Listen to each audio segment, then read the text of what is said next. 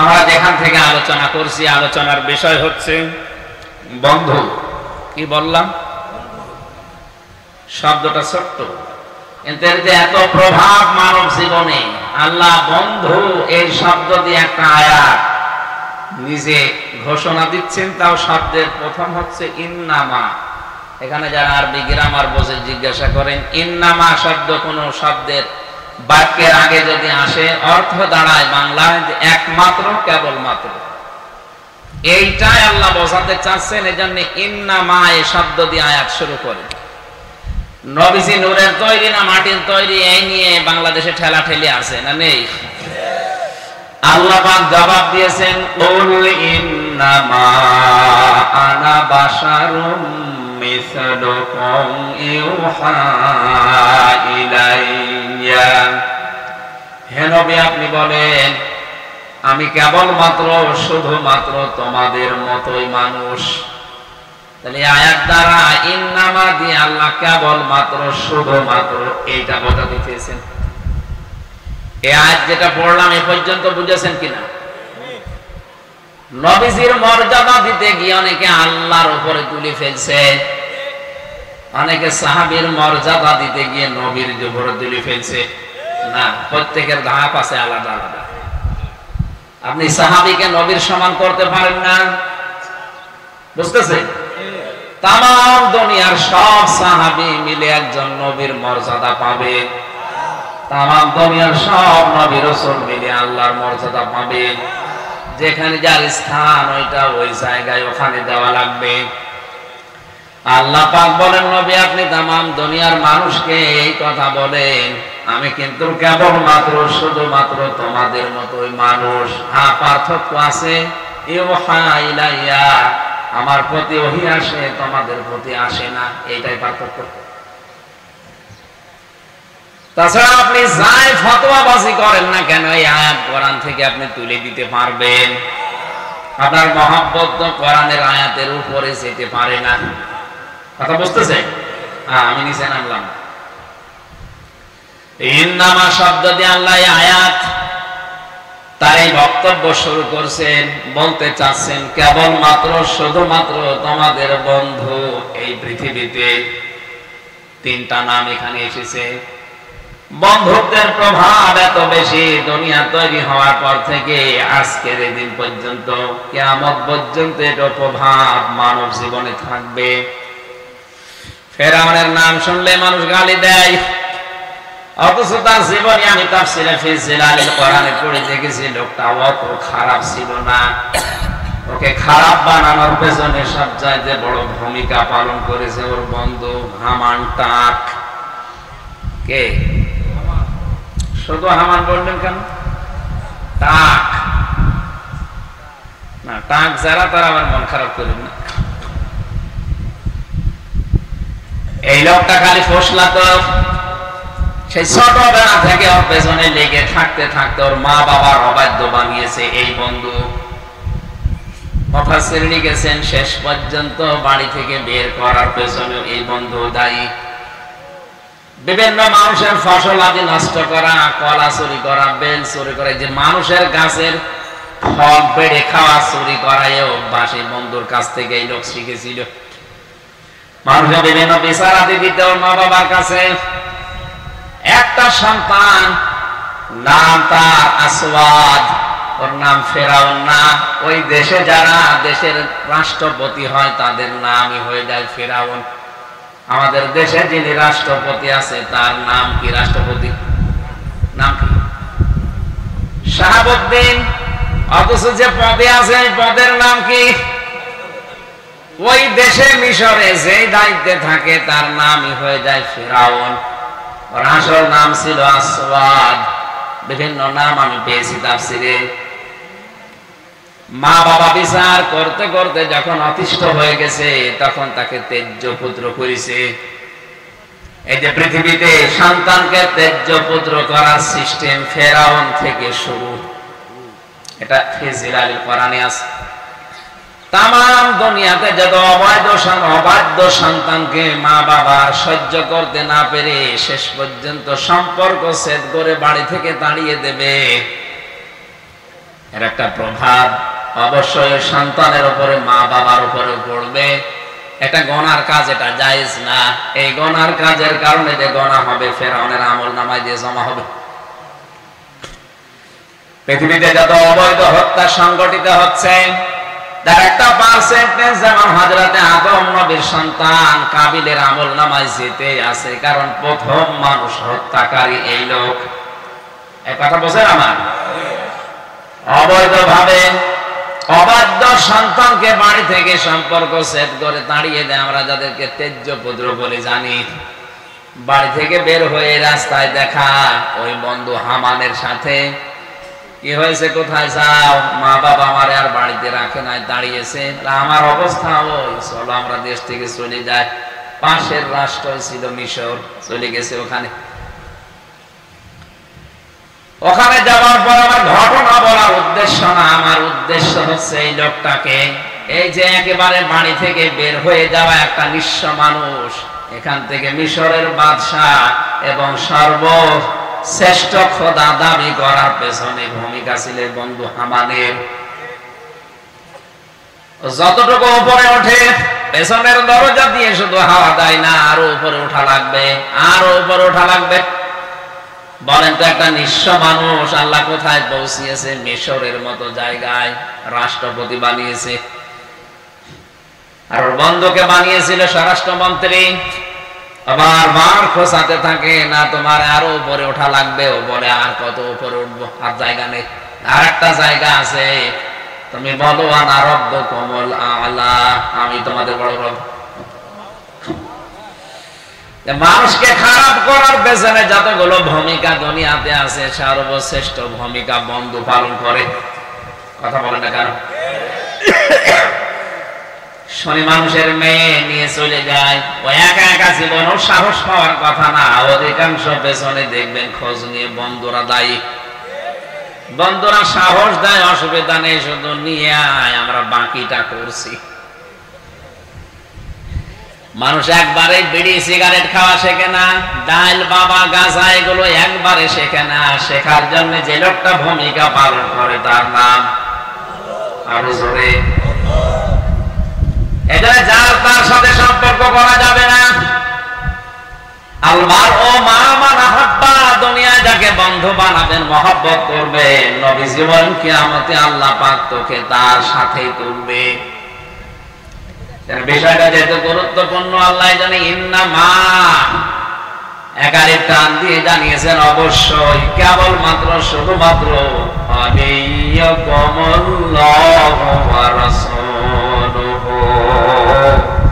তোমাদের একমাত্র বন্ধু হব প্রথমে আমি আল্লাহ। আল্লাহ নিজে বলছেন আমি তোমাদের বন্ধু। এখন আল্লাহর সাথে কেউ যদি বন্ধুত্ব করতে চায়, অবশ্যই কিছু না কিছু দেনা পাওনা আছে, কিছু শর্ত মানা লাগবে। কথা বুঝতেছেন? হযরত ইদ্রিস নবীর কাছে আজরাইল একবার এসে বলেছিল, আমি আপনার সাথে বন্ধুত্ব করতে চাই। উনি বলে, না, আমি বন্ধুত্ব করি না যার তার সাথে, কারণ ওই প্রভাব আমার ভেতরে পড়বে। তবে তুমি যখন ফেরেশতা এসেছো, আমি রাজি আছি, আমার 3টা শর্ত পূরণ করা লাগবে। ফেরেশতা এসেছে সরাসরি, তারপরেও তিনি রাজি না একবারে বন্ধুত্ব করার জন্য। আর আমাদের এক প্যাকেট বিড়ি দিলে আমরা রাজি হয়ে যাই। খুব হিসাব করে সামনের জীবনে চলবেন। যার তার সাথে বন্ধুত্ব করা যাবে না, কিয়ামতে আবার না জানি তার সাথে ওঠা লাগে কিনা। আপনি এখনই নিজের বিবেককে বলেন তো, যার সাথে আপনার ভালোবাসা বন্ধুত্ব, কিয়ামতে যদি ওই লোকটার সাথে আপনাকে আল্লাহ ডাকে, ওর যা চরিত্র আপনি তো জানেন, এই কথা বলেন না কেন? আপনার কি মনে হয় যা ওর সাথে কিয়ামতে ডাকলে আল্লাহ আপনাকে মাফ করবে? বলছেন না, তার মানে তো ধরা খাবে। আপনি এখনো থামেন। মুহাম্মদ রাসূলুল্লাহ জানিয়েছেন, দুনিয়াতে আমি যদি আল্লাহ বাদে কাউকে বন্ধু হিসাবে গ্রহণ করতাম, তে আবু বকরকে বন্ধু হিসাবে গ্রহণ করতাম। যেহেতু আল্লাহ বাদে আমার আর কারো দরকার নেই, এজন্য আমি কাউকে বন্ধু মানি না, আমার একমাত্র বন্ধু আল্লাহ। বন্ধুত্বের সম্পর্ক তার এমন জায়গায় পৌঁছিয়ে গেছে। হেরা গুহার শুধু নাম শুনে গেলাম সারা জীবন, তার বাস্তবতা কি? এই যে গারে সূর যেখানে নবীজি পালিয়েছিলেন 3 দিন 3 রাত, কাফেররা ওই জায়গায় দাঁড়িয়ে কথা বলছে, ভেতর থেকে শোনা যাচ্ছে। হযরতে আবু বকর পর্যন্ত বলেছিলেন, ইয়া রাসূলুল্লাহ, আমরা মনে হয় ধরা পড়ে গেলাম। আল্লাহ নবীর ঈমান যদি আবু বকরের মতো হতো, নবীজিও কিন্তু হতাশ হয়ে পড়তেন। এত বড় কঠিন মুহূর্তে পা দেখা যাচ্ছে কাফেরদের, একটু নিচু হলেই ধরে ফেলবে। এই কঠিন মুহূর্তেও বিশ্ব নবী বলেছিলেন, লা তাহজান ইন্নাল্লাহা মা'ানা। কোন ভয় নেই, কোন চিন্তা নেই, অবশ্যই আল্লাহ পাক আমাদের সাথে আছে। এখানে মা শব্দ দ্বারা সঙ্গে সাথে বন্ধুত্ব এরকম কিছু বোঝায়।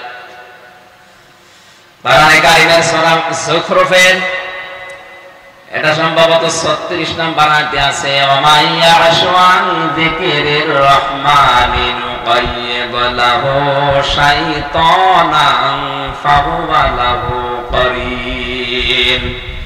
এ দুনিয়ায় কেউ যদি কোরআনের আইন বাদ দিয়ে, আল্লাহর নিয়ম নীতি বাদ দিয়ে দুনিয়ার জীবন চালাতে চায়, আল্লাহ নিজে দায়িত্ব নিয়ে তার সাথে একজন শয়তানকে বন্ধু হিসাবে জুড়ে দেয়।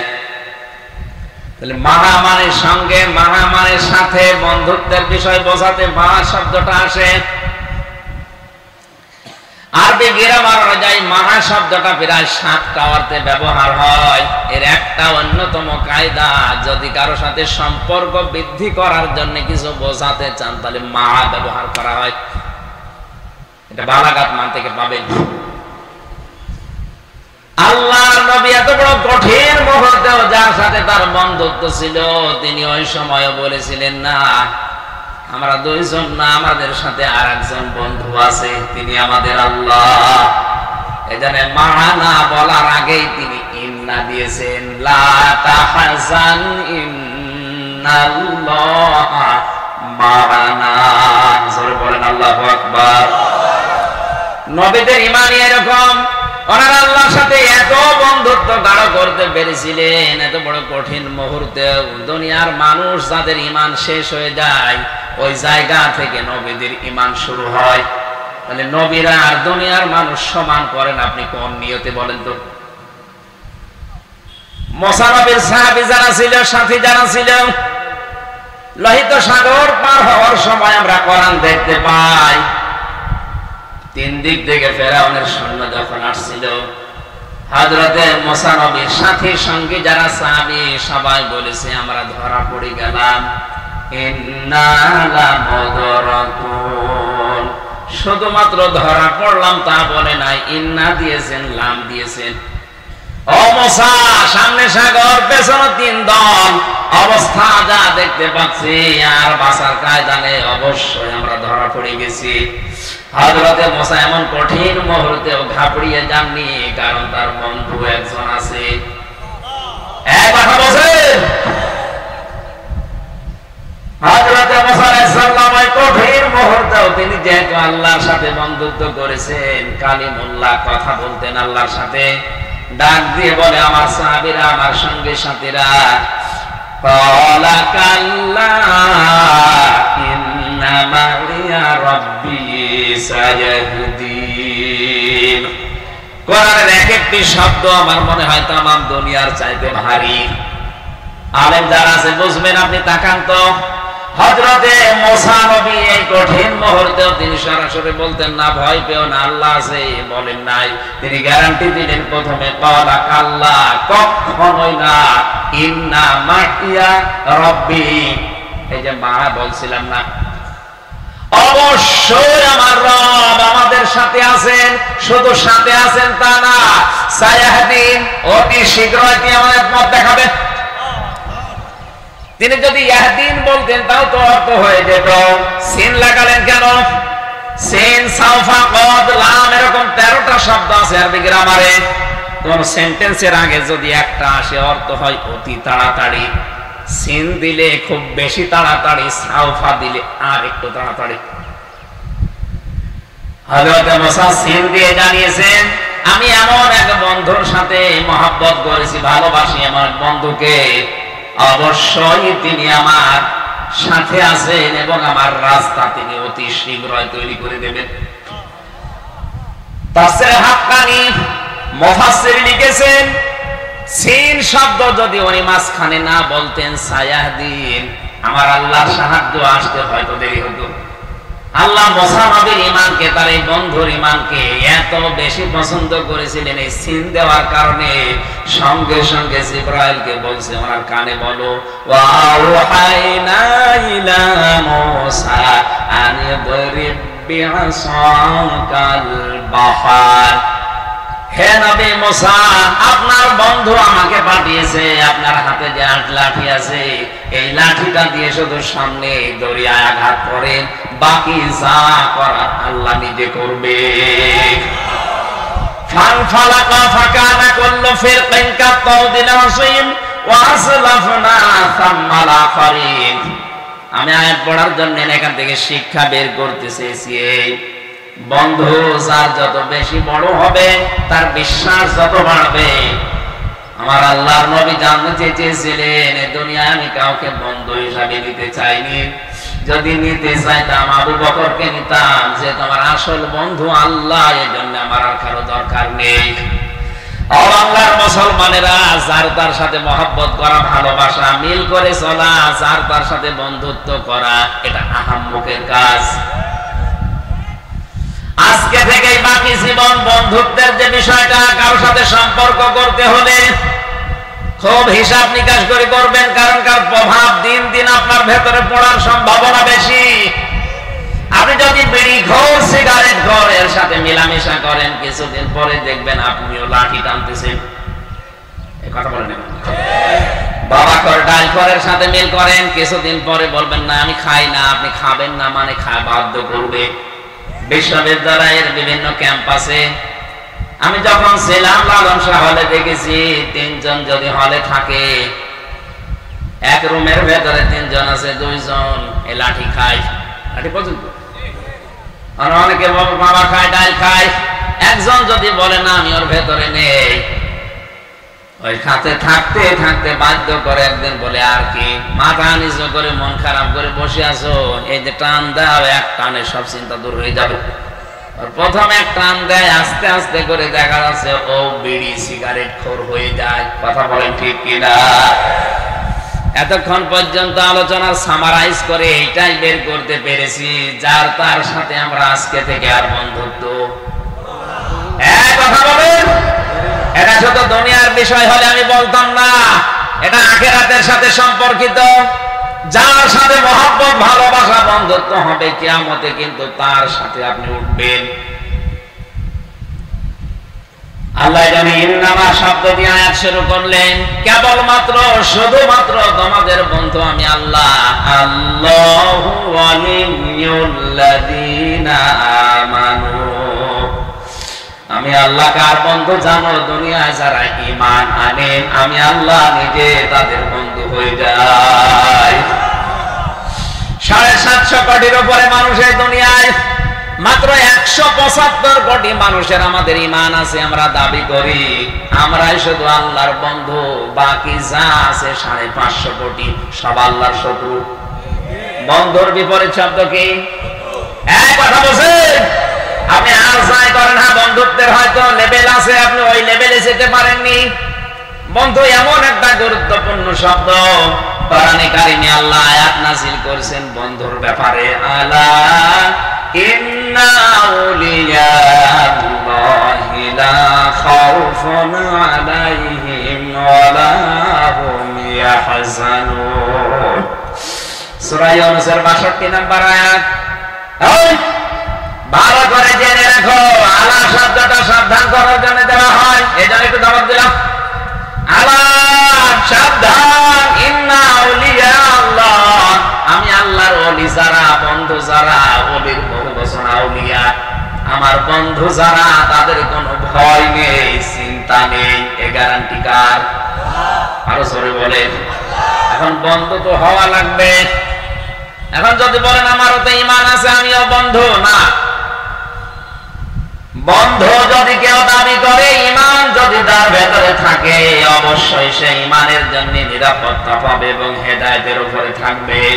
আল্লাযীনা আমানু ওয়া লাম ইয়ালবিসু ঈমানাহুম বিযুলমিন ঈমানিহিম বিযুলমিন উলাইকা লাহুমুল আমনু ওয়া হুম মুহতাদুন। একটু খেয়াল করবে না, যারা ঈমান আনে এদেরকে বন্ধ করে ঘোষণা দিলেন কে? বলেন।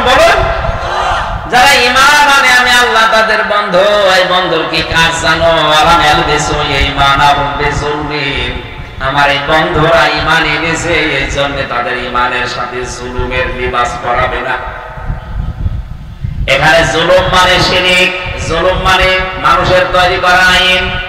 ঈমান আনার পরেও যারা শিরকের সাথে নিজের ঈমানকে মিলিয়েছে, ঈমান আনার পরেও যারা মানুষের তৈরি করা আইন কানুন প্রতিষ্ঠার জন্য দল করে, আন্দোলন করে, আল্লাহ বলেন এদের নিরাপত্তা আমি আল্লাহর কাছে নেই, এরা আমার বন্ধু না। এবার আসেন শর্তে। কোন মানুষ যদি আল্লাহর বন্ধুত্বের দাবি করে তাকে 4টা শর্ত দুনিয়ায় পূরণ করা লাগবে। কয়টা? আরো জোরে। 1 নম্বরে আল্লাহ যে চিঠি পাঠিয়েছেন বন্ধুত্ব করার জন্য, চিঠি তারে পড়া লাগবে। রমজান কোরআন নাযিলের মাস, এই চিঠি পাওয়ার মাস। আজকে থেকে সিদ্ধান্ত নিয়ে বাড়ি যাবে, যতদিন আমি এই চিঠি শুদ্ধ করে না পড়তে পারবো ততদিন আমার কোনো দম নেই। কথা বুঝতেছেন? রমজান মাস এসেছে, চলে যাবে। আজকে 6 রোজা চলছে, দেখতে দেখতে 24টা দিন পার হয়ে গেলে বছরে মাস আবার 1 বছর পরে ঘুরে আসতেও পারে, আপনার কাছে নাও আসতে পারে। কিন্তু আপনি যদি এখন সিদ্ধান্ত নিয়ে যান যে আমি আল্লাহর সাথে বন্ধুত্ব করতে চাই, আর আল্লাহ তার বন্ধুত্বের প্রথম শর্ত দিয়েছে যে তার এই চিঠি শুদ্ধ করে পড়া লাগবে, আমি যেভাবেই হোক এটা শুদ্ধ করে পড়বই, এই নিয়ে তো যদি লেগে পড়েন, আলিফ বা তাসা পড়েন, আপনি অসুবিধা নেই। এই অবস্থায় পড়তে পড়তে যদি মারা যান, আপনি তালেবে ইলম হয়ে মরবেন, আপনার কোনো হিসাব নেই। তালেবে ইলম শুধু 8 বছর 10 বছরের বাচ্চাদের বলা হয় না, এ মুরব্বিও তালেবে ইলম হতে পারে। কোরআন শেখার জন্য যে যখন থেকে আরম্ভ করবে ওইটাই তালেবে ইলম। ওইটা কি? এলেম তলবকারী ছাত্র। সুতরাং ওই অবস্থায় যদি তালবে এলেম কেউ মারা যায়, তার পেছনের অপরাধ কিন্তু ওই মুহূর্তে আল্লাহ মাফ করে দেয়। এই সুযোগটা আমরা কাজে লাগাতে পারি কিনা? শুধু আল্লাহর এই চিঠি বন্ধুত্বের শর্ত পূরণে পড়লে হবে না, এটাকে বুঝতে হবে। বাংলাদেশ সহ আজ বিশ্বের দিকে তাকান। আজকে আমি একটা আলোচনায় ছিলাম ঢাকা কাঁটাবনে, মানে গুরুত্বপূর্ণ 2টা পয়েন্ট আমার মনে পড়ছে। আজ ইহুদিরা মাত্র 60 লাখের মতো ফিলিস্তিনে, ইসরায়েলে, অথচ তামাম দুনিয়ার 750 কোটি মানুষ শাসন করছে। 60 লাখ মানুষ। মানুষ তো তারা বেশি না, কিন্তু 2টা কাজ তাদের বেশি। 1 নম্বরে তাদের পড়াশোনা, 2 নম্বরে তাদের ত্যাগ শ্রম। ওদের লেখাপড়ার সিস্টেম সব জায়গায়, এবং ওদের ত্যাগ ওদের শ্রম তাই এত বেশি। এই 2টা জিনিস ওদের সাথে আছে, এই জন্য তামাম দুনিয়া তাদের হাতের নিচে। আমাদের মুসলমান আমরা কম না, পৃথিবীর এখন আমরা 2য় সারিতে আছি। তামাম দুনিয়ায় সবচাইতে বেশি মানুষ বাস করে খ্রিস্টান ধর্মে, এরপরে আছি আমরা। অথচ তামাম দুনিয়ায় আমরা 2য় থাকার পরও শুধু মায়ের খাচ্ছি। কথা বলে ঠিক কিনা? আমাদের মায়ের খাওয়ার পেছনে কারণ 1 নম্বরে আমাদের পড়াশোনা নেই। কি নেই?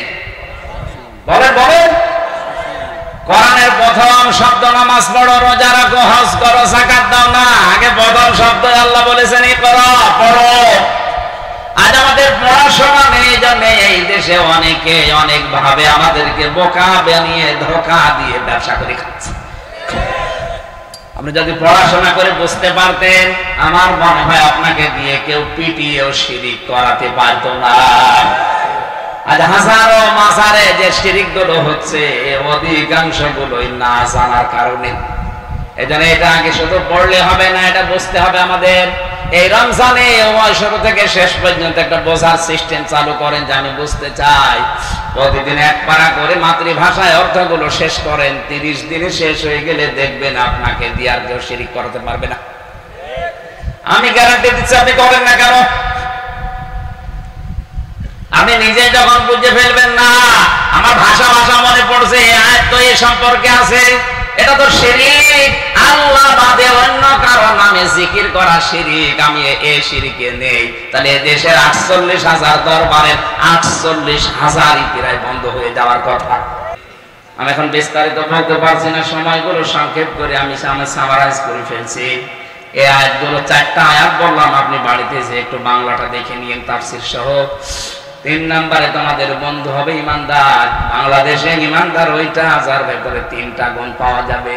আল্লাযীনা ইউকিমুনাস সালাতা, যারা নামাজকে দাঁড় করানোর জন্য চেষ্টা চালায়। ওয়ায়ুতুনাজ যাকাতা, সম্পদ থাকলে যাকাত দেয়। কিসের? আপনার শরীরটাও তো সম্পদ, এই সম্পদের যাকাত আছে না নেই? বলেন বলেন। আল্লাহর নবী বলেন এই পৃথিবীর প্রতিটি জিনিসের যাকাত আছে, শরীরের যাকাত হচ্ছে রোজা রাখা। এই রমজান রোজা রাখার জন্য আল্লাহ দিয়েছে, হাতির মতো শরীর নিয়ে রোজা রাখেন আর বলে হুজুর আমার গ্যাস। গ্যাস মানে রোজা রাখলে গ্যাস আরো ভালো হয়। ফামান শাহিদা মিনকুম আশ-শাহরা ফালিয়াসুমহু, দুনিয়ায় কেউ যদি রোজার মাস পায় আল্লাহ পাক বলেন সে যেন অবশ্যই রোজা রাখে। এই নির্দেশ কার?